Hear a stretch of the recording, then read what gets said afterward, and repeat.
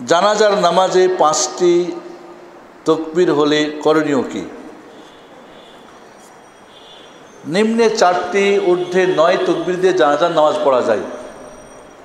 নিম্নে কত? 4, ঊর্ধ্বে 9। তকবীর বাড়ানোর ব্যাপারটা দুইটা কারণ হতে পারে। মানুষজনকে এই মৃত্যুর ব্যাপারটাকে খুব কঠিন, মানে কি করা, খুব তাদেরকে সিরিয়াস করে করানোর জন্যে আপনি অনেকক্ষণ ধরে তকবীর দিয়ে নামাজ পড়তে আসেন।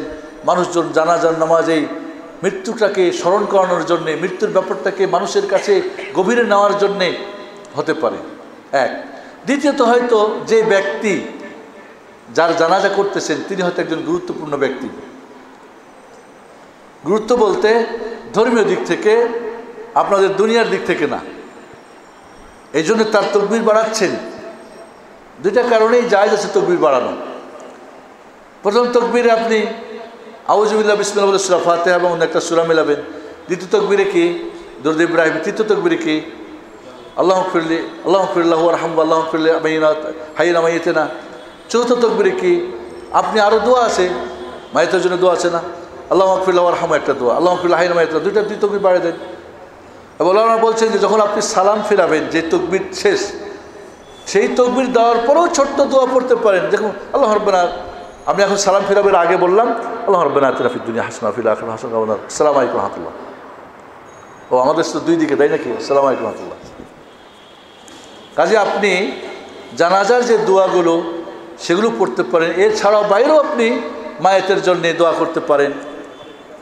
যদি আপনার জানাজার যে দোয়াগুলো শেষ হয়ে যায়, যে সমস্ত দোয়া জানেন, ক্ষমা চাওয়া ইত্যাদি, সেগুলি করবেন, অসুবিধা নেই ইনশাআল্লাহ। তবে হঠাৎ করে বাড়াতে গেলে বলবে যে মাইয়েতের কী বলবে, মৌলভী সাহেবের বুঝি, ইমাম সাহেবের কিছু হলো কি না আজকে। সাবধানে, আগে মানুষকে শিখাবেন, তারপরে করবেন। তাওহীদের রুকন কয়টি ও কি কি?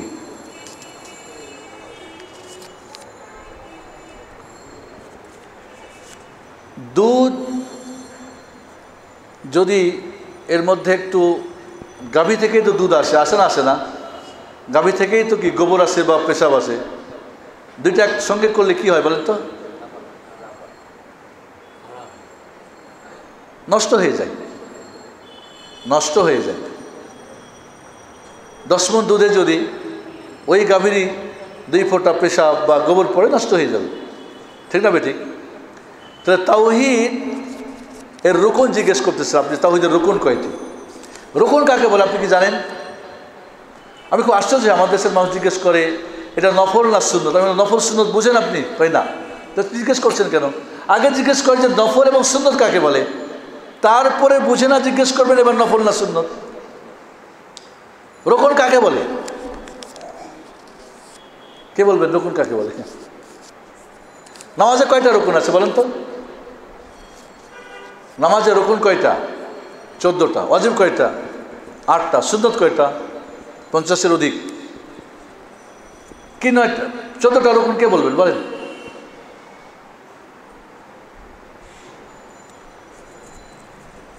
তাওহীদি কালিমা যেটা লা ইলাহা ইল্লাল্লাহ, এখানে 2টা রুকন ওলামারা বলছেন। লা ইলাহা একটা রুকন, ইল্লাল্লাহ একটা রুকন। একটা হলো তাওহীদ, আর তাওহীদের বিপরীত কি? শিরিক। লা ইলাহা এটা হলো শিরিক, নেগেটিভ হক আল্লাহ। ইল্লাল্লাহ হচ্ছে কি? তাওহীদ, এটা পজিটিভ হক। এই জন্য বন্ধুরা আপনার বলি যে আল্লাহ রাব্বুল আলামিনের হক 2 প্রকার, একটা পজিটিভ তাওহীদ, নেগেটিভ কি? শিরিক। তাহলে তাওহীদ করণীয়, বাস্তবায়নযোগ্য, একে প্রতিষ্ঠা করতে হবে, শিরিক উৎখাত করতে হবে, অনুৎপাটন করতে হবে। এই জন্য বন্ধুরা তাওহীদি জীবন কায়েম করার জন্যে ওলামা বলছেন এটা ফরজ পর্যায়ের আছে, আবার সুন্নত পর্যায়ের আছে। ফরজ পর্যায়ের কি? সব ধরনের শিরিক, ছোট বড় সমস্ত শিরিককে আপনার ব্যক্তি, পরিবার, সমাজ, রাষ্ট্র থেকে দূর করতে হবে। দ্বিতীয় প্রকার, দ্বিতীয় কাজ, বেদাত এবং যত প্রকার বেদাত আছে সমস্ত বেদাতকে দূর করতে হবে। আর 3 নম্বরে যত প্রকার পাপী কাজ আছে সমস্ত পাপ আপনার জীবন থেকে দূর করতে হবে। কয়টা হলো? 3টা। শিরিক এবং যত প্রকার শিরিক আছে আপনার জীবন থেকে সব বিয়োগ করতে হবে। বেদাত এবং যত প্রকার বেদাত সব বিয়োগ করতে হবে। পাপ যত প্রকার আছে ছোট বড় সব বিয়োগ করতে, মাইনাস করতে হবে। তাহলে আপনি তাওহীদ বাস্তবায়ন করলেন। এটি সব ইবাদত না? তাহলে শিরকের বিপরীত কি? তাওহীদ। তাওহীদ করা যেমন ইবাদত, শিরক ছাড়াও ইবাদত। বেদাতের বিপরীত কি? সুন্নত। সুন্নত কায়েম করাও কি ইবাদত, বেদাত ছাড়াও কি ইবাদত। পাপের কাজ ছাড়াও ইবাদত, নেকির কাজ করাও ইবাদত। আর এর মাধ্যমে এই জন্য বলেছিলাম যে আপনার জীবন সব কিছু কার জন্য হবে? এটা হলো তাওহীদি জীবন, এটাই হলো তাওহীদি জীবন। আলোচনা আমাদের সময় শেষ। একজন হাত উঠিয়েছে।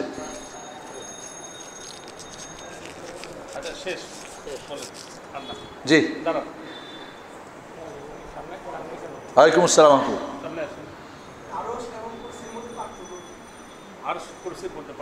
জি, আল্লাহ রাব্বুল আলামিনের সৃষ্টির মাঝে সবচেয়ে বড় সৃষ্টি কি জানেন? আরশ। এই জন্য বলে আল আরশুল আজিম। আল্লাহ রাব্বাস সামাওয়াতিস সাব'i, আল্লাহ রাব্বুল আরশিল আজিম। যেখানে আরশ ব্যবহার হয়েছে সেখানে আজিম ব্যবহার হয়েছে। এই জন্যে বন্ধুরা আল্লাহর সৃষ্টির মাঝে সবচেয়ে বড় হলো আরশ আজিম। সৃষ্টির মাঝে এর চেয়ে বড় কোনো আরশ নেই, নাই, সৃষ্টি নেই। আর কত বড় বড় বিজ্ঞানীরা নক্ষত্র, বিভিন্ন কি গ্রহ উপগ্রহ তারা আবিষ্কার করতেছে। সবচেয়ে বড় হলো কি? আরশ। আল্লাহ রাব্বুল আলামিন কোথায় আছেন? আরশে আজিমের উপর। আর রহমানু আলাল আরশি ইস্তাওয়া। এটা বিশ্বাস করা ফরজ, এটা তাওহীদ। এটাই তাওহীদ যে আল্লাহ কোথায় আছেন? আরশে আজিমের উপরে। কেউ যদি বলে আল্লাহ আরশে আজিমের উপরে নাই বা আমি জানি না, তো এটা কুফরি এবং শিরিক। কুফরি এই জন্য আপনি অস্বীকার করলেন, শিরিক এই জন্যে যে আপনি অন্যের কথাটা মানলেন, আল্লাহরটা মানলেন না। আল্লাহর সঙ্গে অন্যটা মানাই তো শিরিক হয়ে যাবে, ঠিক না? আর ভাববেন কেমনে শিরিক হলো। তার আরশে আজিম হচ্ছে যার উপরে মহান রব্বুল। আরশে আজিম কোথায় আছে? সপ্তম আকাশের উপরে। এর উপরে কে আছেন? মহান রব্বুল আলামিন। কীভাবে আছেন? যেমন তার জন্য উপযুক্ত। আপনার বসা, বিড়ালের বসা, আর একটা পাখির বসা, একটা উটের বসা, আর ঘোড়ার বসা। ঘোড়া কি বসে? বসে না। সমান কি? সমান না। তাহলে আপনার মধ্যে সৃষ্টির মধ্যে যত পার্থক্য হয়, তাহলে আল্লাহটা আর আপনার মধ্যে কি অনেক পার্থক্য। তিনি যেমন কামা ইয়ালিকু বিজালালি ওয়া শানি। এই জন্য আল ইস্তিওয়া মালুম ওয়াল কাইফু মাজহুল ওয়াস সুআলু বিদআ ওয়াল ঈমানু বিওয়াজিব। আল্লাহ উপরে আছেন, এটা জানা কথা। উপরে, উপরে মানে কি? এটা বুঝি না আমরা। উপরে এই মোবাইলটা কিসে আছে? স্ট্যান্ডের উপরে। এটা কি বুঝি না? বুঝি না। আমি চেয়ারের উপরে, আপনি কার্পেটের উপরে। তো আল্লাহ উপরে, আরশের উপরে আছেন। কেমনে আছেন জানি না, যেমন তার জন্য উপযুক্ত। ঈমান আনা ফরজ, অস্বীকার করা কুফরি, এই ব্যাপারে প্রশ্ন করা বিদআত। এটা কার কথা? ইমাম মালিক রাহমাতুল্লাহর কথা। কত চমৎকার কথা। আমরা মানি না যে আল্লাহ সাজু, পরে যত অকল্লা তত আল্লাহ। মমিনের নাকি কি কলবুল মমিন আরশুর রহমান নাকি? এগুলি জাল কথাবার্তা বলতে, এগুলি আকিদা না, বাতিল আকিদা। ইমাম আযম আবু হানিফাকে জিজ্ঞেস করা হয়েছে, কেউ যদি বলে আল্লাহ সাজিমে নাই, বলে এটা কুফরি, ফাকাদ কাফার। কেউ যদি বলে আমি জানি না, বলে এটা কুফরি। জানাও ফরজ, মানাও ফরজ। এটা আরশ বুঝেছেন এবার? কুরসি হলো আল্লাহ রাব্বুল আলামিনের পাদানি। আল্লাহ যে আরশের উপরে আছেন, তার পা যার উপরে রাখেন, সেটা হলো কুরসি। ওয়াসিআ কুরসিয়ুস সামাওয়াতি ওয়াল আরদ।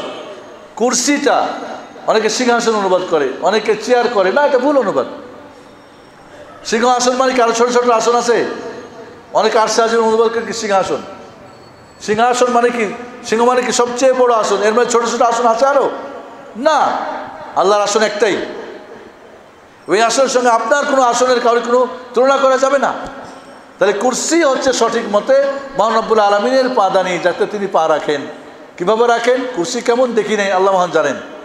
ঈমান আনতে হবে, এটা ফরজ আমাদের। এই কুরসি আসমান জমিনকে ব্যাপৃত করে রেখেছে। তাহলে আরশে আজিম কত বড়, এবং এরপরে যিনি আছেন তিনি কত বড়। এই চেয়ারটা কি আমার চেয়ে বড়? কি বলেন আপনারা? তাহলে আল্লাহর আরশ সবচেয়ে বড়। আর কোন সৃষ্টি কি মহান সৃষ্টির স্রষ্টার মতো হতে পারে? তার সমান হতে পারে না, হতে পারে না। এই জন্য বন্ধুরা আরশ আর কুরসি বোঝা গেছে? এবার বোঝা গেছে? আলহামদুলিল্লাহ। এবং ঈমান, এটা ঈমান আনা ফরজ। আরশ কুরসির ব্যাপারে উল্টা পাল্টা ভাবলে ঈমান যাইব গা, তাওহীদ নষ্ট হয়ে যাবো গা। পরিশেষে আবারও কাউরি নাম না নিয়ে সবাইকে অনেক অনেক আমার পক্ষ থেকে ধন্যবাদ জানাচ্ছি। মহান রব্বুল আলামিন আজকের তুমি আলোচনা কবুল করে নাও। এই আলোচনাকে তুমি কিয়ামতের দিন নাজাতের ওসিলা বানিয়ে দাও। যারা আয়োজন করেছেন মহান রব্বুল আলামিন দুনিয়া ও আখিরাতে তাদের মর্যাদাকে বাড়িয়ে দাও।